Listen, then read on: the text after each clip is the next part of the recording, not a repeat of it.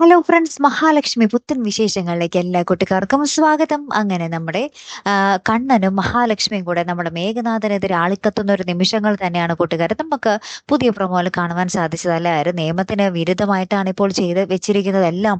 സാഗറിനെ അവർ എങ്ങനെ വിശ്വസിക്കും? സാഗറും മേഘനാഥന്റെ വേറൊരു പതിപ്പാണെന്ന് നമ്മുടെ മഹാലക്ഷ്മി പറയുന്നുണ്ട്. സാഗറും നോക്കിക്കോ, അവളെ ചതിക്കും, എനിക്ക് അങ്ങനെയാണ് തോന്നുന്നതെന്ന് നമ്മുടെ മഹാലക്ഷ്മി തന്നെ പറയുന്നുണ്ട്. മഹാലക്ഷ്മി ഇപ്പോഴും ഭയങ്കര ദേഷ്യത്തിൽ തന്നെയാണ്. അപ്പൊ മാർക്കോനോടാണ് ഈ കാര്യങ്ങളൊക്കെ പറയുന്നത്.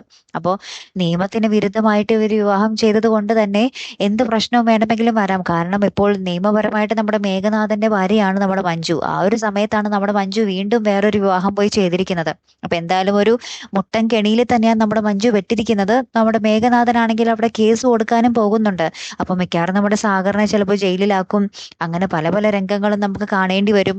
നമ്മുടെ മഞ്ജുവിന് സഹായമായിട്ട് നമ്മുടെ കണ്ണനും മഹാലക്ഷ്മിയും അവിടെ എത്തുമോ, അല്ലെങ്കിൽ നമ്മുടെ മഞ്ജുവിന്റെ അടുത്ത് നമ്മുടെ മഹാലക്ഷ്മി ആ ഒരു ദേഷ്യം വെക്കുമോ എന്നുള്ളതാണ് നമുക്ക് കാത്തിരുന്നതിനെ കാണേണ്ടത്, അല്ലേ?